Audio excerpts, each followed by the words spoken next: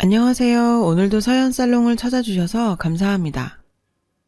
저는 서울에 사는 30대 평범한 애 엄마입니다. 저의 인생은 어렸을 때부터 평탄하진 않았답니다. 제가 어렸을 때 엄마 아빠는 극심한 성격 차이로 이혼을 하셨어요. 엄마는 절 혼자 키우셨는데 사실 엄마랑 사는 게 행복하진 않았네요. 엄마는 저 때문에 인생이 꼬였다면서 저만 아니었어도 재혼해서 얼마든지 잘 살 수 있는데 제가 있어 재혼을 못한다며 늘 투덜거리셨어요. 지금 생각하면 저도 태어나고 싶어 태어난 게 아닌데 엄마는 그렇게 제 원망을 하셨답니다. 엄마는 술집을 하면서 남자들을 많이 만나고 다녔어요. 초등학교 고학년이 되었던 어느 날 웬 아저씨를 데려와서 이제부터 아빠라고 부르라고 하더군요. 어린 제게는 선택권이 없었죠. 그날부터 아저씨, 저 엄마 이렇게 셋이서 살게 되었는데 아저씨는 제 존재에 대해 매우 성가스럽게 생각했어요. 아저씨가 그러니까 엄마도 제가 귀찮아졌는지 자꾸 친척집에 보내더라고요. 며칠씩 친척집에서 자고 오는 일이 많아졌습니다. 하지만 엄마도 반기지 않는 저를 반겨주는 친척집도 없었죠. 이모들은 저 때문에 엄마가 고생한다면서 저한테 눈치를 줬어요. 큰이모는 저한테 너희 아빠랑 연락되면 아빠랑 살면 좋을 텐데 라면서 저한테 대놓고 아빠를 찾아보라고 했습니다. 어린 시절을 눈물로 보내다가 간신히 고등학교 졸업하고 집을 나왔었죠. 엄마 그리운 마음은 전혀 없었어요. 다만 오래전에 헤어진 아빠가 그립더라고요. 아빠를 찾으려 연락처를 수소문했지만 쉽지 않아 포기를 했습니다. 저도 제 인생을 살아야 하고 언제까지나 아빠를 찾는 일에만 몰두할 수는 없었으니까요. 전문대학을 간신히 졸업하고 정말 운 좋게도 외국계 회사에 취업할 수 있었어요. 몇 년을 일을 하다 남편을 만나게 되었어요. 남편은 같은 회사는 아니고 일적으로 만난 다른 회사의 사람이었어요. 서로가 첫눈에 반해 일은 뒷전이었죠. 만난 첫날에 술을 먹으면서 이런저런 이야기를 하면서 친해졌고 곧 사귀게 되었습니다. 부끄럽지만 그때까지 저는 흔히 말하는 모태솔로였답니다. 첫 연애 상대인 그 사람이 좋았고 믿었습니다. 그래서 제 아픈 이야기를 다 했었죠. 그 사람은 제가 살아온 얘기를 듣더니 저를 지켜주고 싶다면서 결혼하자고 하더라고요. 처음에는 농담인 줄 알았는데 그 남자는 진지했습니다. 저를 부모님께 소개시키고 본격적으로 결혼을 밀어붙이더라고요. 저는 얼떨떨하긴 했지만 그 사람의 저돌적인 모습이 싫지는 않더라고요. 그래서 군말 없이 그 사람이 하자는 대로 따랐습니다. 그런데 마음에 걸리는 게 저는 그때까지 저 혼자 살기 바빠서 모은 돈이 한 푼도 없었거든요. 결혼 진행이 돼가면서 저는 초조해지기 시작했어요. 그 사람에게 금전적인 문제에 대해 툭 터놓고 말했습니다. 오빠, 나 살기 바빠서서 모은 돈이 한 푼도 없는데 어쩌지? 그러니까 그 사람은 대수롭지 않게 말하더군요. 돈이 무슨 필요가 있어. 결혼식은 간소하게 하면 되는 거고 나도 모은 돈 없어서 집 마련이 당장은 어려워. 우리 부모님 밑에 들어가서 살자. 그럼 침대 하나만 내 방에 놓으면 되는데 뭐. 우리 부모님 밑에서 살다가 부모님 분가시키고 우리가 그 집에서 살면 돼. 지금 당장은 우리 집도 여윳돈이 없으셔. 나 믿고 따라오기만 하면 돼. 이미 어머님 아버님도 만나 뵈었고 상당히 결혼 절차가 진행되었어요. 그리고 인사할 때 뵈었던 시부모님은 좋으신 분들 같았어요. 어쩌면 같이 사는 것도 하나의 방법이다 싶더라고요. 그렇게 시댁살이를 결정짓고 결혼을 했습니다. 신혼여행지에서 남편이 불쑥 저에게 묻더라고요. 그런데 지연아, 너 회사는 언제 그만둘 거야? 저는 생각지도 못했던 질문에 깜짝 놀랐어요. 응? 나 회사 그만두려는 생각은 없었는데 우리 아직 나이도 어리고 아이도 나중에 가지면 되고 우리 회사는 아이 낳아도 다니기 좋거든. 그만두기 아까운데. 그러니까 남편이 난색을 표하더군요. 에이, 결혼한 여자가 무슨 일이야. 나랑 우리 부모님 뒷바라지하고 임신해서 아이 낳고 살림이나 하고 그러는 거지. 그리고 너 회사 일 많다고 힘들어 했었잖아. 그냥 관둬. 회사 일이 많다고 투덜거린 적은 있지만 직장인이면 누구나 직장 스트레스를 받으니 그런 것이고 그만둘 생각은 전혀 없었어요. 전 난데없는 제안에 고민에 빠졌습니다. 이때 부모님이라도 있으면 조언을 구할 수 있을 텐데 싶고 새삼 빈자리가 느껴지더라고요. 신혼여행에서 돌아오니 시어머니도 저에게 어서 일을 그만두고 아이나 낳고 살라고 종용하시더라고요. 저는 이런저런 고민을 하다가 결국 회사를 그만뒀습니다. 남편과 시어머니의 계속된 압박을 견딜 수 없었거든요. 지금 생각해보면 그게 큰 실수였죠. 그때는 그냥 좀 쉬다가 재취업해도 된다고 안일하게 생각했었는데 남편의 속셈은 그게 아니었습니다. 일을 그만두고 저는 시어머님과 아버님과 함께 지내는 시간이 굉장히 많아졌어요. 어머님은 취미생활도 많고 친구분들 만나러 나가는 시간이 많으셔서 사실 아버님과 같이 있는 시간이 많아졌어요. 아버님의 식사 준비나 뒷바라지는 제 몫이 되었죠. 그건 나쁘지 않았습니다. 밥이야 차려만 드리면 되고 별 다르게 챙겨드릴 부분이 없었거든요.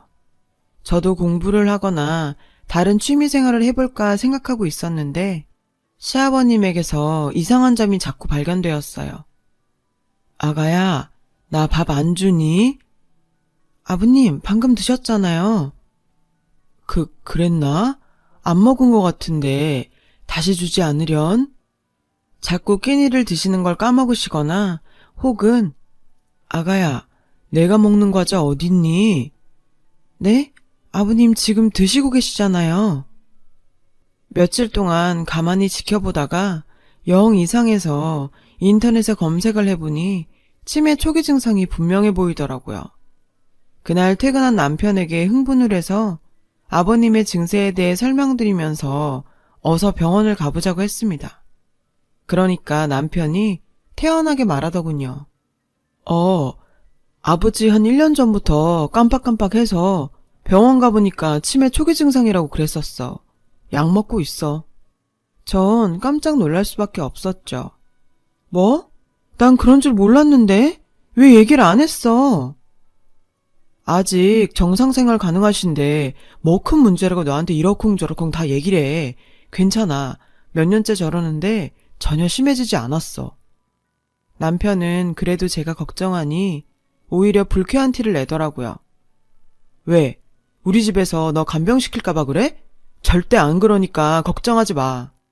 그때는 그런 남편의 말을 의심 없이 그냥 믿었습니다. 얼마 후 저는 임신을 하게 되었어요. 남편이 피임을 하지 않았고 저도 안일하게 생각하니 바로 임신이 되더라고요. 어차피 가질 아이였으니 축복이라고 생각하면서 태교하며 지낼 생각이었는데 뜻대로 되지 않더군요. 약한 치매라고 남편이 말했던 것과는 달리 아버님의 증상은 점점 심해지셨어요. 자꾸 끼니 드신 걸 잊어버리고 저한테 다시 밥을 차리라고 하셔서 하루에도 몇 번씩 밥을 차리곤 했습니다. 제가 빨리 밥을 차리지 않으면 신경질을 내시는 일도 많아졌어요. 아주 기초적인 생활 습관 같은 것도 잊어버리셔서 제가 도와드려야 할 일이 아주 많아지더라고요. 예를 들면 일을 닦거나 할 때도 멀쩡하게 잘하시다가 갑자기 양치하는 법이 기억이 안 난다면서 저한테 도움을 요청하곤 하셨죠. 저는 배부른 몸으로 아버님 간병을 다 해야 했습니다. 어느 날 병원에서 검진을 받고 집에 왔는데 아버님이 안 계시더라고요. 동네에 잠깐 운동하러 나가셨나 했는데 계속 오질 않으셨어요. 걱정스러운 마음에 어머님과 남편에게 연락을 하니 남편이 버럭 화를 내더라고요. 뭐? 너 집에서 뭐 하고 있었던 거야? 아버지 제대로 안 보고. 전화 밖으로 쩌렁쩌렁 울리는 목소리에 저도 모르게 눈물이 나왔습니다. 그게 아니라 나도 오늘 정기검진이라. 그거 좀 늦으면 어디가 덧나냐? 아버지가 어디 멀쩡한 사람이냐고. 혼자 두면 어떡해? 처음에 아버님이 일상생활 다 된다고 걱정하지 말라던 남편은 어느샌가 저에게 아버님을 떠맡기고 있더라고요. 그때는 정신이 없어서 남편에게 따지고 뭐 할 생각도 못하고 정신없이 아버님을 찾아다녔습니다. 다행히 동네 공원 벤치에 계시더라고요. 아버님, 여기서 뭐 하고 계셨던 거예요? 제가 울면서 달려가서 아버님을 일으키니까 아버님이 의아한 표정으로 절 보시더라고요. 아가씨는 누구슈? 얼마 후 병원에 가니 아버님의 치매 증세가 완전히 심해졌다고 하더라고요. 그동안은 약으로서 현상 유지가 되었지만 갈수록 심해질 거라고 하더군요. 눈앞이 깜깜해졌습니다. 그날 집에 와서 남편에게 조심스럽게 물었습니다. 아버님, 점점 심해지실 거라는데 우리 어떡해? 그러니까 남편이 휙 노려보며 이러더군요. 뭘 어떡해? 아니, 곧 아이도 태어나고 그럼 내가 아버님 돌봐드리기가 힘들어지잖아. 야, 애 보는 게 뭐 그렇게 대수라고. 노인네랑 같이 보면 되지. 아버지 보기 싫으니까 별 핑계를 다 댄다. 너 진짜 그러는 거 아니야. 우리 부모님은 너한테 친자식 같다고 그러는데 너는 호시탐탐 아버지를 내팽개칠 생각만 하냐? 남편의 말에 저도 폭발했습니다. 처음에 나보고 아버님 심한 상태 아니라고 할 일 없을 거라고 그랬잖아. 갓난애랑 노인을 어떻게 같이 봐. 당신은 밖에 나가면 그만이고 어머님은 자주 나가시니까 모든 집안일, 아버님 케어, 이젠 아기까지 내 몫이잖아. 그렇게 저희는 언성을 높이며 싸웠습니다. 남편은 화가 나서 나가버리고 술을 잔뜩 먹고 오더군요. 시어머니는 술에 취해 들어온 남편을 보시며 저한테 잔소리를 하시더라고요. 모름지기, 집안이 조용해야 남자가 바깥일 잘하는 거다. 네가 하기 나름인 거야. 어디 남편한테 힘들단 소리를 함부로 하니? 나 때는 상상도 못했다. 그 말에 저는 할 말을 잃었습니다. 그때가 저 임신 9개월 때였어요. 몇 번이나 이혼을 생각을 했지만 실행에 옮기긴 어려웠습니다. 뱃속 아이를 생각하면 아빠 없이 자라게 하기 싫었고 또 저 혼자 아이를 키울 엄두도 나지 않았어요. 더군다나 일도 하지 않는 상태여서 돈 문제도 막막했고요. 결국 저는 아이를 낳았고 남편과 계속 같이 살게 되었죠. 결혼 생활은 갈수록 고되졌습니다. 남편은 퍽 보수적인 사람인지라 집안일과 육아는 모두 여자 몫이라고 생각해서 전혀 돕지 않더라고요. 퇴근을 하고 돌아와도 방에서 핸드폰 게임을 하다가 자버리더라고요. 시어머님은 늘 모임이 많으셔서 밖으로 놔두셨고 저는 아버님과 아이 케어를 혼자 다 해야 했습니다. 아버님 상태만 좀 괜찮아도 일이 덜 고되었을 텐데 아버님은 갈수록 상태가 안 좋아지셨어요. 제가 아이 분유를 주느라고 밥을 늦게 드리면 저한테 입에 담지도 못할 듣도 보도 못한 욕을 퍼붓곤 하셨죠. 그리고 돌아서서 욕을 했다는 사실도 다 잊어버리셨고요. 아이 커가는 거 보는 게 그나마 행복이었지만 누구 하나 제 편이 없는 시댁에서 저는 점점 우울하고 메말라갔었어요. 그러던 중 일이 터지고 말았습니다. 그날도 어김없이 남편은 술을 마시고 들어왔어요. 술자리를 워낙 좋아하는 남편이라 늦게 들어온 것은 별로 놀라지 않았는데 옷을 벗겨서 냄새를 맡았는데 묘하게 여자 향수 냄새가 풍기더라고요. 여자 촉, 그런 거 있잖아요. 저는 뭔가 모를 수상쩍은 느낌에 남편 자는 틈을 타서 핸드폰을 몰래 보았습니다. 핸드폰 문자에는 까무러칠 만한 내용들의 문자가 있었습니다. 남편은 그동안 술집 여자들을 만나고 다니면서 바람을 피우고 있었던 것이죠. 지속적으로 만나는 건 아니었지만 여러 명과 상대하면서 저 몰래 바쁘게 놀아나고 있었더군요. 저는 분노해서 당장 남편을 깨웠고 시어머니를 불러 그 문자를 공개했습니다. 그런데 남편과 시어머니의 반응은 뻔뻔하기 그지 없었습니다. 그래서 뭐 어쩌란 거니? 너희 시아버지 지금은 저래도 왕년엔 화려하셨다. 남자가 목석이 아닌 다음에야 여자 좀 만나고 그러는 거지. 넌 뭘 그렇게 야단법석이니? 시어머니께서 역성을 드니 남편은 신이 났는지 저한테 오히려 왜 핸드폰을 봤냐며 따지더군요. 저는 그날 가족들이 모두 잠든 밤에 결심했습니다. 제 옆에 아이를 위해서라도 제가 이 집에서 떠나야겠다는 생각이 들었어요. 아이가 뭘 보고 배우겠어요. 더군다나 남자아이라 남편과 똑같이 기르고 싶지 않았습니다. 저는 이혼을 결심하고 남편에게 통보했어요. 남편은 처음엔 좀 당황한 듯 하더니 며칠이 지나니 저보고 마음대로 하라고 하더라고요. 자기는 이혼해도 상관없다면서요. 어이가 없었습니다. 저는 그래도 남편이 관계 개선에 노력을 한다면 다시 생각해 보려고 했었거든요. 그런데 남편의 꿍꿍이를 다 알게 되었습니다. 어느 날 제 짐을 가지러 집에 왔을 때 시어머니와 남편의 대화를 엿듣게 되었거든요. 절대 양육비 한 푼도 주지 말아라. 돈 없으면 기어들어오게 되어 있어. 응, 엄마. 절대 안 줄게. 모자가 그렇게 절 골탕 먹일 궁리를 하고 있더라고요. 치가 떨렸습니다. 저를 치매 걸린 노인 간병하게 한 것도 모자라 아이 양육비까지 안 주려고 하다니요. 저는 못 들은 척 짐을 챙겨 나오면서 설마 그래도 설마 양육비 정도 안 줄 리야 있겠나 생각했습니다. 왜냐면 제 자식이기도 하지만 남편의 자식이기도 하잖아요. 나중에 자식 얼굴을 어찌 보려고 양육비를 설마 안 줄까 했는데 이혼 후 그 사람은 정말 약속했던 양육비를 한 푼도 보내지 않았습니다. 정말 어이가 없더군요.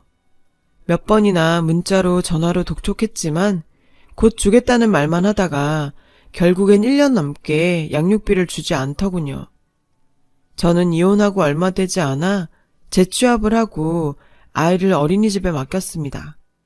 굶어 죽을 정도는 아니어도 아이를 키우는데 돈이 꾸준히 필요한데 돈 한 푼 안 주는 전 남편이 정말 원망스럽더군요.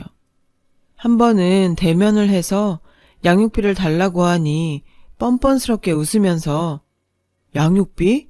제 발로 나간 여자한테 양육비를 내가 미쳤다고 주냐? 정신 차리고 기어 들어오든가 아님 양육비 못 줘! 라고 하더군요.